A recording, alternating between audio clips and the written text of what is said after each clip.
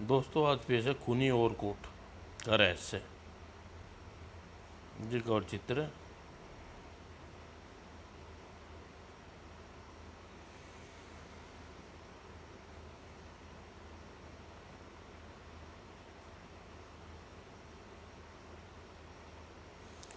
दोस्तों खूनी ओवरकोट में आपने पढ़ा, एक रात जंगल में एक कार खराब हो जाने से गौतम और शिल्पा पुरानी हवेली में पहुंचे। आपकी कार खराब हो गई है, इसीलिए ही रुकना चाहते हैं ना आप? हाँ, लेकिन तुम्हें कैसे मालूम हमारी कार खराब हो गई है? बूढ़े चौकीदार ने उन्हें हवेली में एक कमरे में ठहराया और उसी कमरे में एक काला ओवरकोट टंगा हुआ था। गौतम, इस ओवरकोट को देखो, ऐसा लग रहा है जैसे किसी ने कुछ देर पहले लटकाया हो। गौतम किसी काम से कमरे से बाहर गया तो ऐसा लग रहा है जैसे कोई और कोट पहन रहा है। इसे पहनने वाला दिखाई नहीं पड़ रहा। और कोट अपनी और कोट ने गौतम की पत्नी शिल्पा को हत्या कर दी। गौतम बचाओ। उसी रात ओवरकोट ने घनश्याम, उसकी बहन मोनिका की भी हत्या कर दी। छोड़ दो कमीने, मैं तुम्हें मार डालूंगी, भाभी बचाओ। गौतम और रणधीर अपनी पत्नी सुरभि को उस हवेली में ठहरने से बहुत रोका, लेकिन ओवरकोट ने बल्कि साक्षात मौत है। लेकिन उन्हें गौतम की बात पर विश्वास नहीं हुआ। वे दोनों हवेली में ठहरे। ओवरकोट ने उन्हें भी मार डाला। मुझे बहुत जोरों की प्यास लगी है, मेरी खून की प्यास इंसान के खून से बुझती है। अब पढ़िए आगे की कहानी।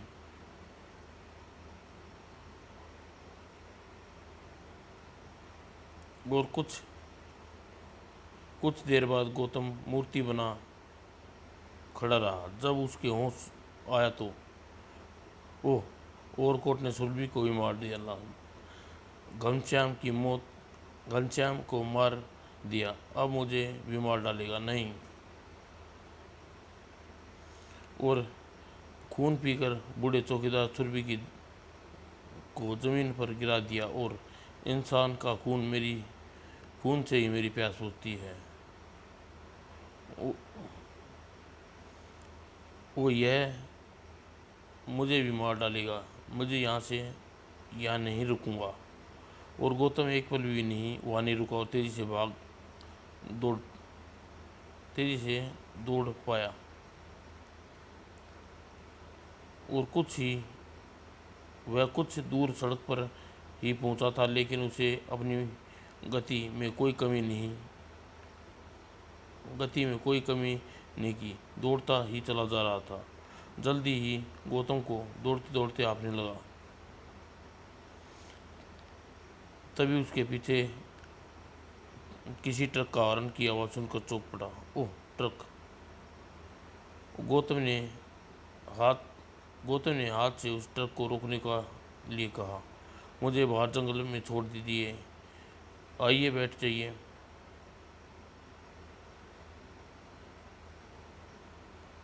और गौतम ट्रक में बैठ गया तो ड्राइवर ने तेजी से ट्रक दौड़ा दिया। कुछ देर बाद, बाबूजी, आप इतनी सुबह जंगल में कैसे आ गए? लंबी कहानी है, बस इतना समझ लो, मौत के मुंह से बच कर आ रहा हूँ। मौत के मुंह से? संक्षिप्त में गौतम ने उसे कहानी सुना दी। पुरानी हवेली का ओवरकोट से मेरी पत्नी को मार डाला। क्या कह रहे हो बाबूजी? ओवरकोट भी कभी किसी को मार सकता है? तुम्हें मेरी बात पर विश्वास नहीं हो रहा, मैं जानता हूँ। कोई मेरी बात पर विश्वास नहीं करेगा बाबूजी। अभी भी कह रहा हूँ, जंगल में पुरानी हवेली और खूनी ओवरकोट है। हाँ, पुरानी हवेली तो वह खूनी प्यासा ओवरकोट है। लेकिन बाबूजी, मुझे भी इस जंगल में काम करते वर्षों हो गए, मैंने पुरानी हवेली कभी नहीं देखी। और ऐप ड्राइवर की ओर देखता चला गया। और ट्रक जंगल की सीमा पार कर रहा था कि तभी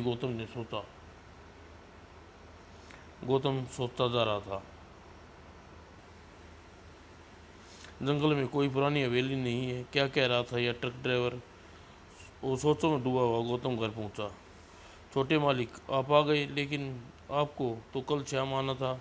और शिल्पा बीबी जी दिखाई नहीं दे रही, क्या वो नहीं आई। और छोटे मालिक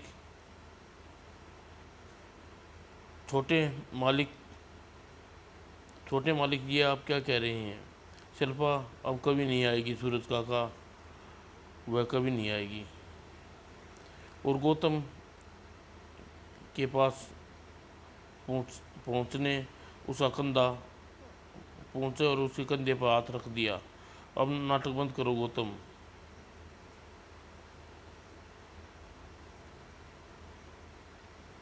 कुछ कहने से पूर्व ही पहले ही सुबक पड़ा गौतम। छोटे मालिक, क्या हुआ, मुझे सारी बात बताइए। सुबक सुबक सुबक। फिर गौतम ने सूरज ने पूरी कहानी सुना दी। उसी दिन गौतम के कुछ मित्र एकत्रित हुए।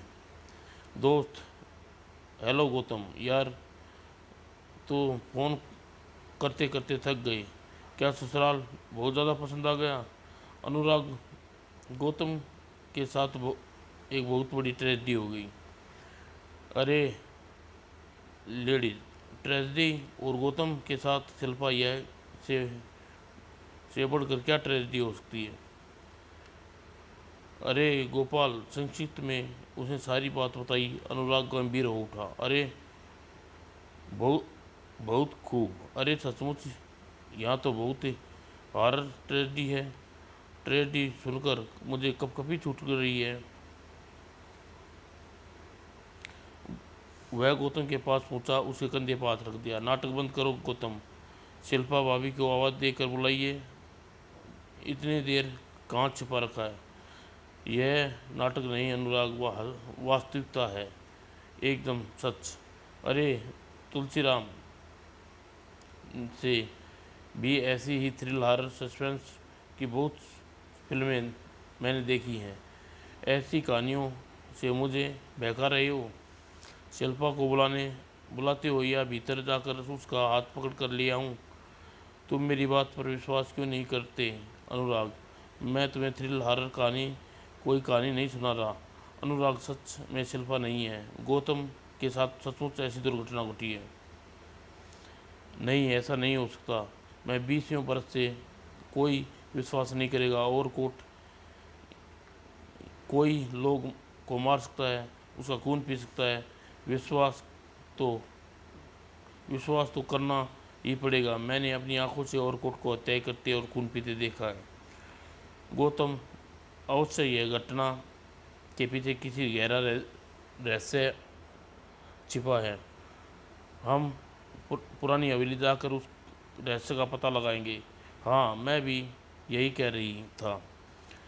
हम वहाँ जाकर सच्चाई का पता लगाना चाहिए।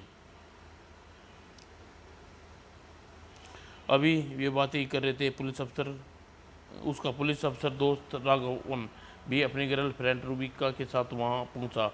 गौतम ने कहानी सुनकर वह भी विश्वास नहीं हुआ।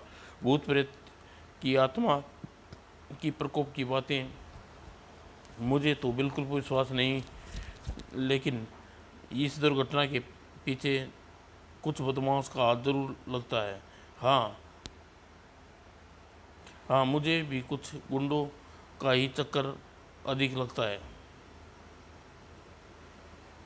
राम रामधन राधन राघव, क्योंकि क्यों न हम उस पुरानी हवेली में जाकर सच्चाई का पता लगाएं। हाँ, मैं भी तुम्हारे साथ चलने को तैयार हूँ। तुम कहो तो वहाँ की पुलिस की सिक्योरिटी भी लगवा दूँ। तभी टेलीफोन घंटी हुई। हेलो, मैं गजेंद्र बोल रहा हूँ। आ आ गया है। अरे विजय, मैं गोपाल। गौतम आ गया है, लेकिन उसी के साथ एक ट्रेजेडी हो गई है। तू जल्दी से यहाँ आ जा। क्या हुआ शिल्पा भाभी से कहना मेरे लिए पनीर के पकोड़े बना कर रखे, मैं दोनों आ रहे हैं। पहले तू यहाँ आ जा, फिर सब बातें करेंगे। राघवन, रूबी और जुनेजा को भी यहाँ पर हैं। अरे यार, किरण मेकअप कर रही है, बस उसके तैयार होते ही तुम लोगों के पास पहुँच जाऊँगा। अच्छा, जल्दी जल्दी आना।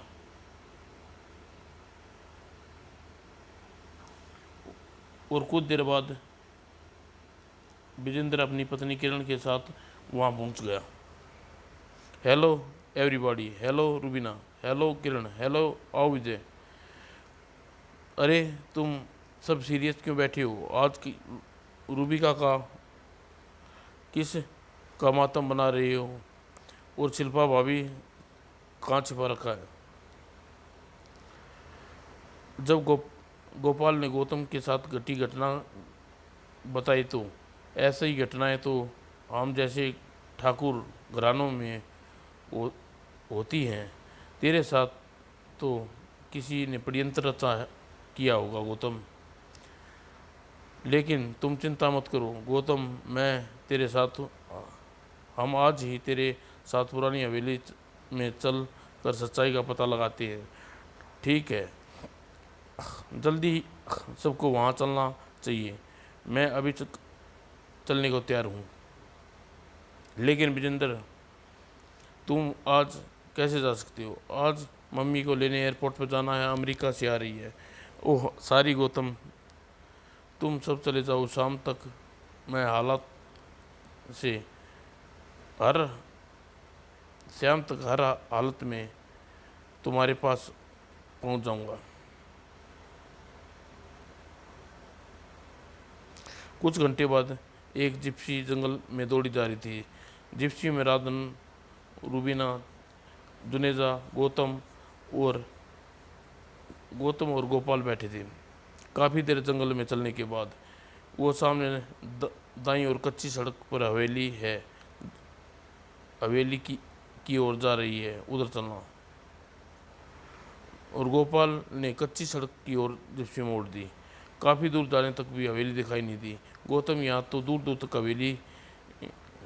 कोई हवेली नहीं है नज़र आ रही।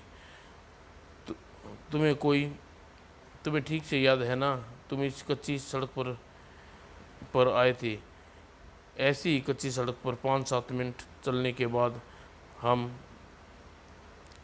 हम दोनों पुरानी हवेली के सामने पहुंच गए थे। गोपाल, तुम जीप मोड़कर वापस चलो, शायद कच्ची सड़क दूसरी रही होगी। ठीक कह रही हो। जिप्सी मोड़कर मेन रोड ले चलता हूँ। काफ़ी दूर चलने पर ये रोको रोको गोपाल, बाई और मोड़ो, रास्ता जो पुरानी हवेली को जाता है। जीप मोड़कर गोपाल कच्ची सड़क पर दौड़ा दी। अरे धीरे चलाओ गोपाल, कच्ची सड़क है, बहुत घसे गड्ढे हैं। और आगे चलते गोपाल की जिप्सी रोक दी। जिप्सी से नीचे उतर गए। अरे आगे रास्ता नहीं है गौतम, तुम रास्ता भूल गए हो, फिर सोचो। गौतम के मस्तिष्क में ड्राइवर के शब्द गूंजे। इस जंगल में काम करते मुझे वर्षों हो गए, लेकिन पुरानी हवेली कभी नहीं देखी। शायद वह हवेली इस जंगल में कभी नहीं मिलेगी। क्यों क्यों नहीं मिलेगी? अगर जंगल में वह हवेली है तो हम उसे अवश्य ढूंढ लेंगे। और सभी कच्ची सड़कों पर वापस लौट गए। तुम रात को उस हवेली में ठहरे थे। उस हवेली में और कोर्ट ने कोई हत्याएं की। एक कार भी वहाँ जली थी। ऐसी हवेली को ढूंढना कोई मुश्किल काम नहीं है। और जिप्सी कच्ची सड़क पर से फिर पक्की सड़क पर आ गई। सावधान राघव, जिप्सी के आगे की ओर ले चलो। गौतम, कार भी तो कहीं खड़ी होगी, खड़ी सड़क पर कहीं मिलनी चाहिए। गोपाल जिप्सी ने की स्पीड तेज की। काफ़ी दूर तक जिप्सी दौड़ाई। बाद में सड़क पर कहीं गौतम की कार दिखाई न दी। राघवन, मुझे ऐसा लगता है वह पुरानी हवेली मेरी कार नहीं मिलेगी। वह ओवरकोट की ने दुष्ट ने दृष्टि छिपी दृष्ट आत्मा ने सबको गायब कर दिया होगा। कैसी बातें कर रहे हो गौतम? कोई दुष्ट आत्मा ऐसा कैसे कर सकती है? जैसे शिल्पा और मोनिका, सुनीता, घनश्याम और सुरभि को मार डाला। गौतम की बात सबको निराधाम कर दिया। उसका मन भयंकर हो उठा। इतना सब कुछ हुआ तो वह हवेली इस जंगल में अवश्य होगी। यह बात दूसरी है कि हम उसे खोज नहीं पा रहे। हाँ, हमें किसी हमें हाँ, हमें किसी से उस हवेली के बारे में पूछना चाहिए। और फिर एक बार फिर जिप्सी में बैठकर पुरानी हवेली की खोज में निकल पड़ी। गोपाल कुछ देर बाद गोपाल वह चाय वाला के पास जिप्सी रोकना। उसे हवेली के बारे में अवश्य कुछ पता चलेगा। और जुनेजा राघवन और जुनेजा जिप्सी से उतरे। सुनो, यहाँ कोई पुरानी हवेली है, हमें वहाँ जाना है। पुरानी हवेली साहब, सुना तो हमने भी है लेकिन देखी नहीं है। बस तुम हमें बता दो वे हवेली कहाँ है। लेकिन साहब, रात को कोई उस हवेली की तरफ नहीं जाता। उस हवेली में कोई दुष्ट आत्मा रहती है। हाँ साहब, कुछ देर में सूरज डूब जाएगा, तब आप भी उस हवेली में न जाएं। रात को वहाँ जाना। तुम बस हमें हवेली का पता बता दो, आगे सोचना मेरा काम है। आपकी मर्जी। यहाँ से एक फलांग दूरी पर बाई हाथ को जो कच्चा रास्ता मुड़ता है वही कच्चा रास्ता हवेली पर जाता है।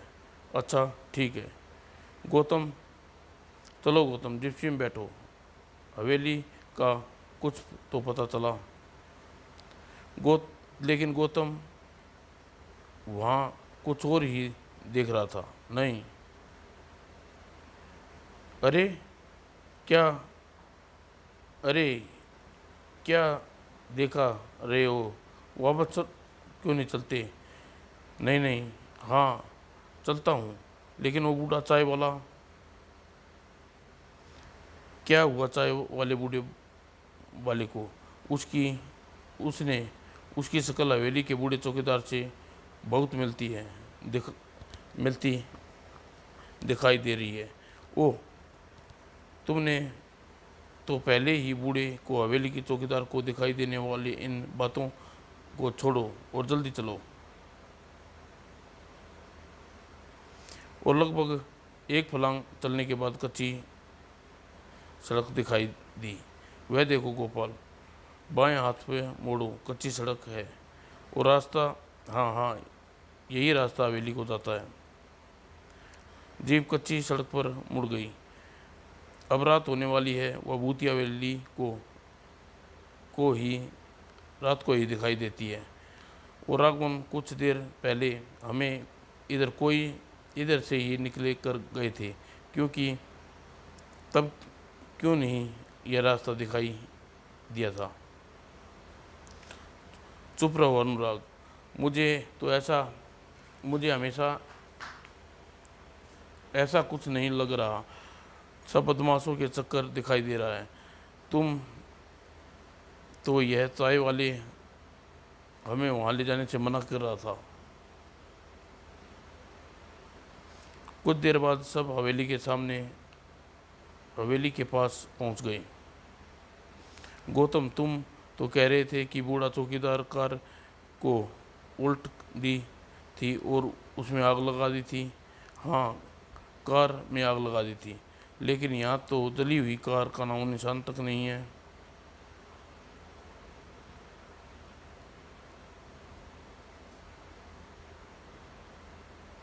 हवेली का दरवाज़ा तो खुला पड़ा है, चलो भीतर चलते हैं।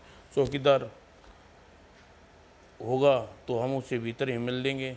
गौतम और कोट वाले कमरे में गया। राघवन इसी कमरे में वह कील पर और कोट टंगा हुआ था, लेकिन अब तो यहाँ कुछ भी नहीं है।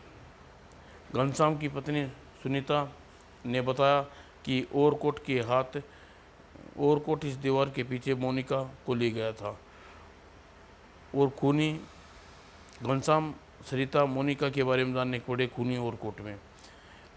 राघवन ने दीवार को ठोक बजा कर देखा, लेकिन इस दीवार को यहाँ से हटाने का तो प्रश्न ही नहीं पैदा होता, एकदम पक्की दीवार है। और काफ़ी देर हवेली में घूमने के बाद सब कमरे में लौट आए। गोपाल, जुनेजा, तुम दोनों बाहर जिप्सी में से सब सामान ले आओ। रात को हम यहीं रुकेंगे। रूबी इसी कमरे में सोएंगे, लेकिन मैं तुम्हें इस कमरे में नहीं सोने दूंगा।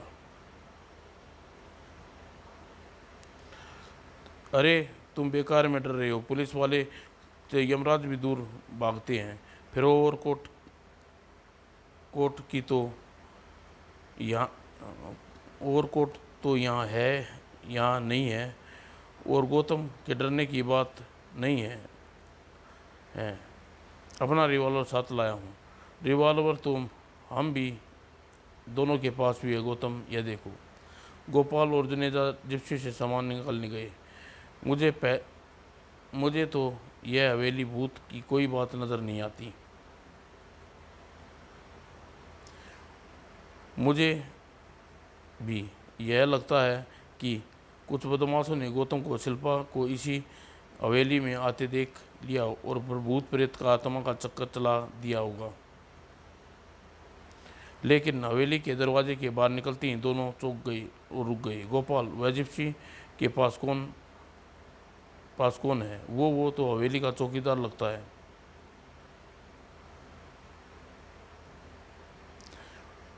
लेकिन जब हम आए तो यह चौकीदार नहीं था। हो सकता है कि कहीं गया हो और यहाँ आया हो अगले ही पल। लेकिन जैसे ही आगे बढ़े, दोनों जिप्सी के पास पहुँचे। ए, कौन हो तुम? जिप्सी में क्या कर देख रहे थे? मैं इस हवेली का चौकीदार हूँ, लेकिन तुम लोग हवेली में इस हवेली में ठहरे हैं।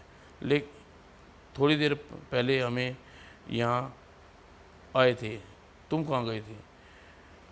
कुछ देर पहले खाने के लिए सामान लेने गया था। सड़क पर ट्रक वालों से सामान मिल जाता है। और गोपाल तुम कुछ सामान भीतर ले जाओ, मैं यहीं खड़ा हूँ। और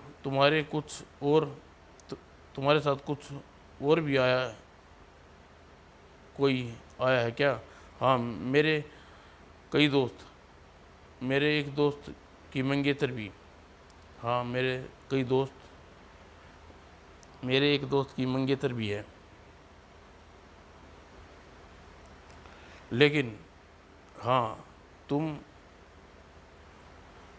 लेकिन तुम ये सब क्यों पूछ रहे हो? साहब, तुम्हारे दोस्त की मंगेतर कोई खूबसूरत लड़की है क्या?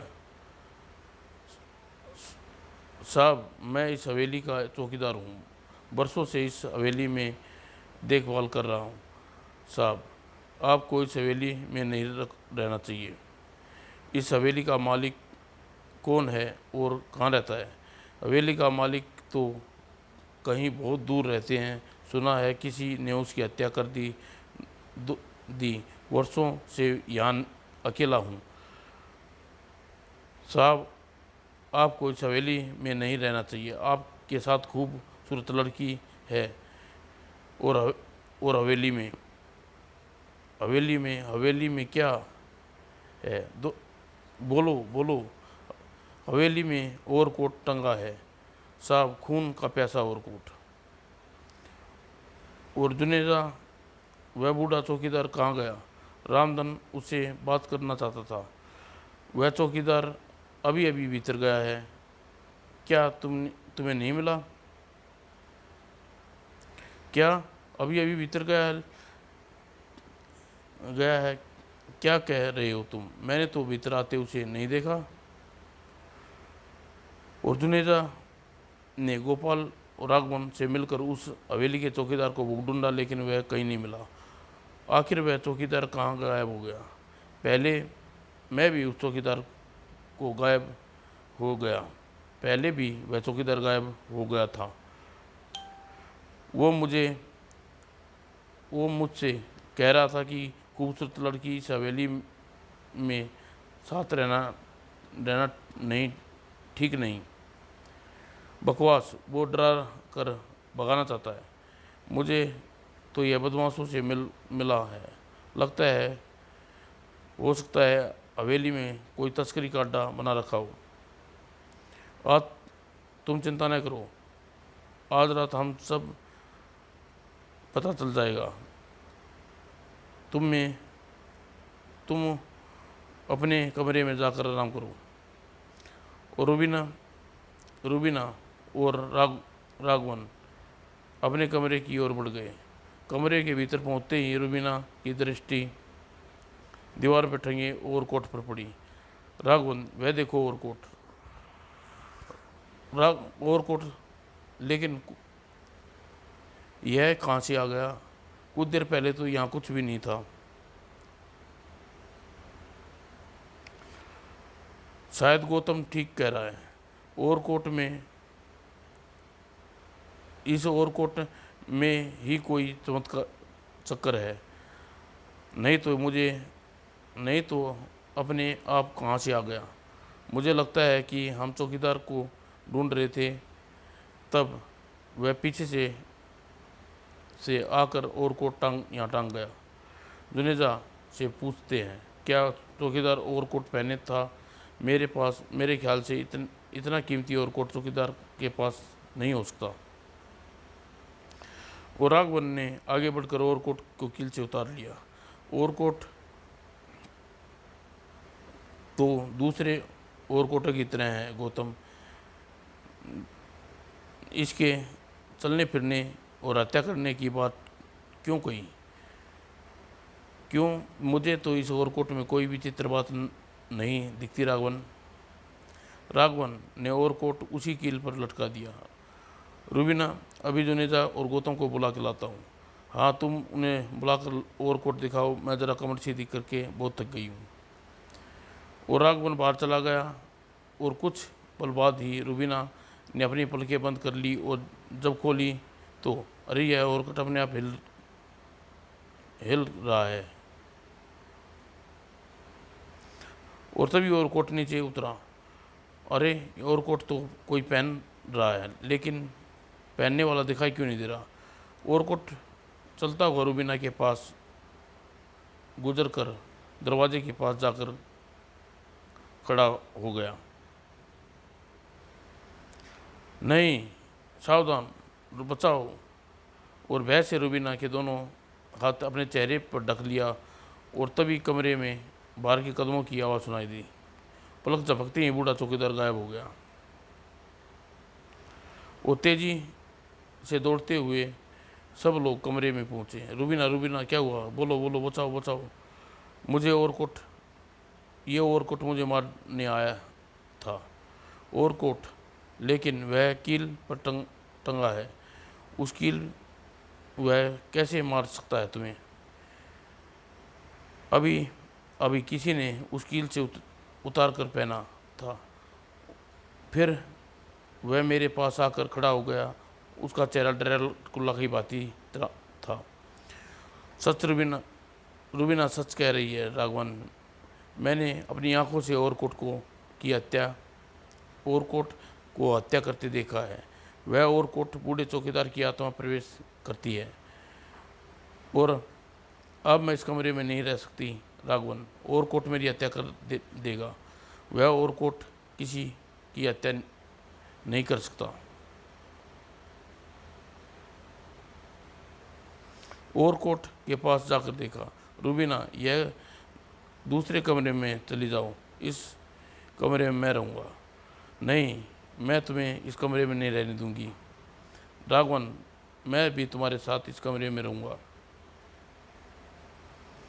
और आखिर रूबीना समझाकर अनुराग, गोपाल और गौतम के साथ वाले कमरे में भेज दिया और राघवन और जुनेजा बेड पर बैठ गए। मौसम बहुत ठंडा हो गया है। राघवन, रूबीना भी दूसरे कमरे में विस्की का एक एक पैग हो जाए। हाँ यार, बना दो पैग। इस और कोट के चक्कर में सब कुछ भूल गया। और जुनेजा जल्दी से 2 पैग तैयार किए। लगता है रूबीना और कोट की कहानी सुनकर बहुत डर गई थी। तभी तो और कोट चलने की बात कह रही है। यार, उसे भी एक पिला दो, वह भूत प्रेत को बात भूल जाएगी। अभी कुछ देर बाद जुनेजा और कोट की ओर देखा। अरे, यह और कोट अपनी आप कैसे हिल रहा है? हवा भी नहीं इतनी तेज चल रही, फिर कहीं। और जुनेजा बेड से सो रहा था। रामधन को ने कुछ कहना और कोट की कील से उतरकर उसे पास आ गया और कोट के हाथ बढ़ा कर जुनेजा को खींच लिया। तभी जुनेजा के मुंह से चीख निकली और चीख सुनकर रामधन की नींद खुली और कोट को जुनेजा के उलटे देख वह खोपड़ी घूम गई। और फिर अगले ही पल देर किए बिना राघवन और कोट पर झपट पड़ा। ओह, बहुत मजबूत पकड़ है इसकी। ऐसा लगता है किसी आयरन मैन ने और कोट पहन रखा है। और कोट ने हाथ घुमा।